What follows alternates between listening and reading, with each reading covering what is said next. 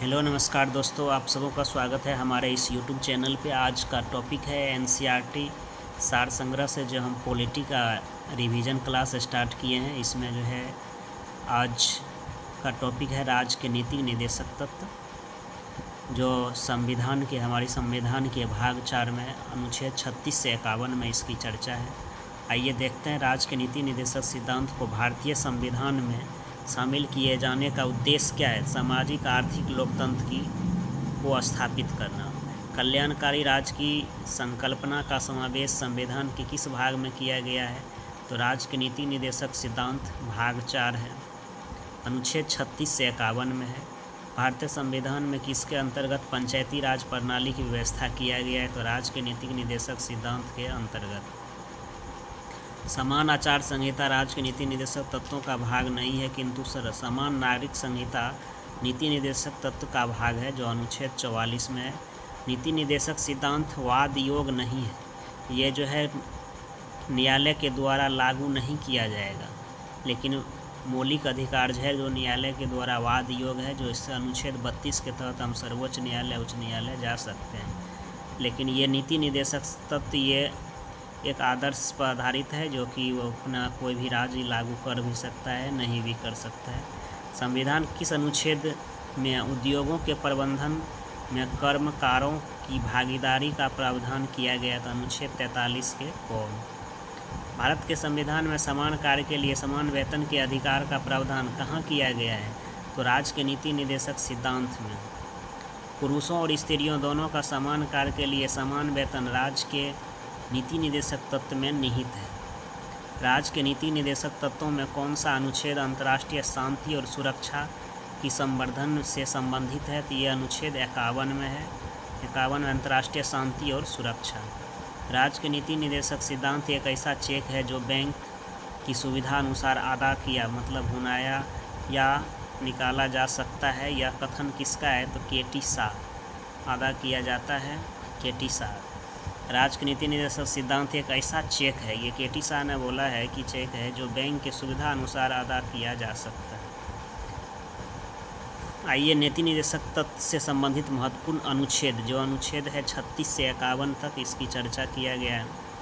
आइए देखते हैं। अनुच्छेद 36 में नीति निर्देशक तत्वों के संदर्भ में राज्य की परिभाषा की वर्णन है। अनुच्छेद 37 में न्यायालय द्वारा परिवर्तनीय न होना। 37 में है कि इसे न्यायालय द्वारा परिवर्तनीय ना कराया जा सकता है।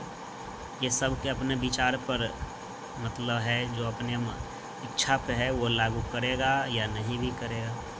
अनुच्छेद 38 के लोक कल्याण की अभिवृद्धि के लिए सामाजिक व्यवस्था बनाना, अनुच्छेद 38 में कहा गया है। 38 के 2 में कहा गया आय की असमानता को कम करने का प्रयास करना। अनुच्छेद 39 के क में कहा है कि पुरुष स्त्री को समान रूप से जीविका के पर्याप्त साधन प्राप्त करने का अधिकार। अनुच्छेद 39 के ख में समुदाय के भौतिक संसाधनों का स्वामित्व या नियंत्रण इस प्रकार हो जिससे सामूहिक हितों की सर्वोत्तम रूप में प्राप्ति हो। समुदाय के भौतिक संसाधन का स्वामित्व या नियंत्रण इस प्रकार हो कि जिसे सामुदायिक हितों की सर्वोत्तम रूप से प्राप्ति हो। अनुच्छेद 39 के घ में है पुरुषों और स्त्रियों दोनों को समान कार्य के लिए समान वेतन दिया जाएगा। समान कार्य के लिए समान वेतन 39 के घ में।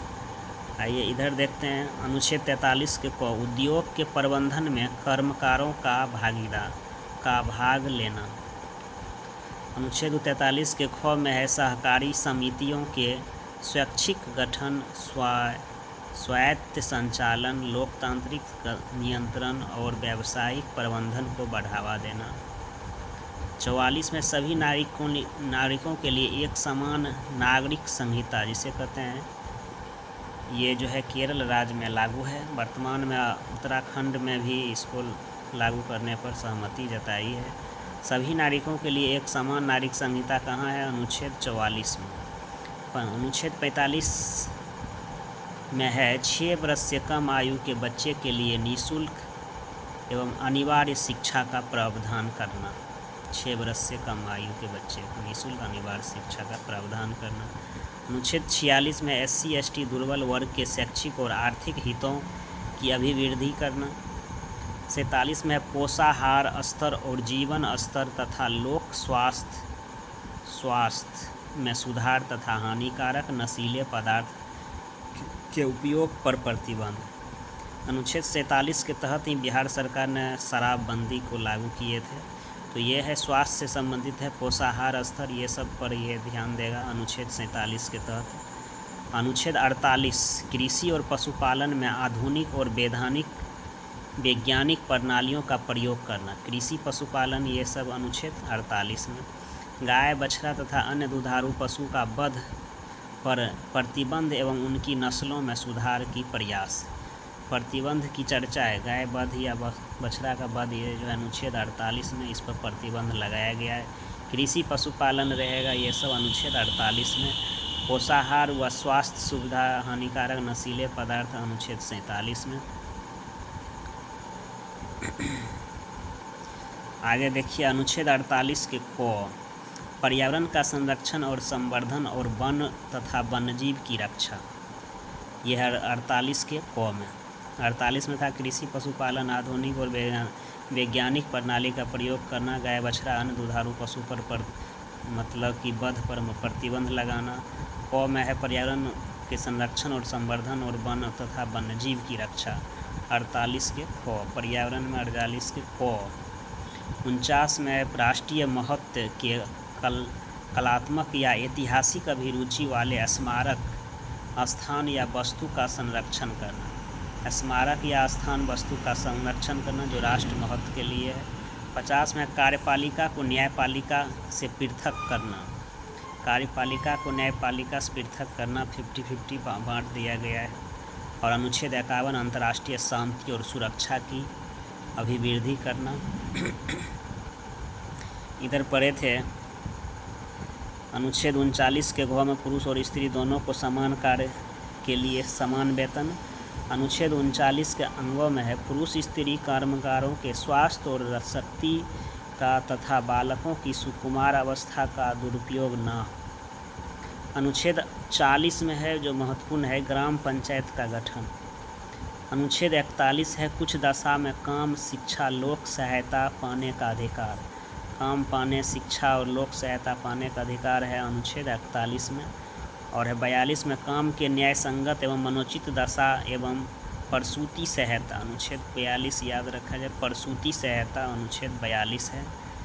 अनुच्छेद 43 में कर्मकारों के लिए निर्वाह मजदूरी हो जिससे वह जी सके, ये अनुच्छेद 43 में। आगे है मूल अधिकार कानूनी रूप से मान्य है जबकि नीति निदेशक तत्व को नैतिक या राजनीतिक मान्य प्राप्त है, नैतिक या राजनीतिक मान प्राप्त है। इस प्रकार यहाँ पे हम वीडियो को समाप्त करते हैं। कैसा लगा आप लोग इस पर लाइक शेयर सब्सक्राइब कमेंट ज़रूर करें। Thank you.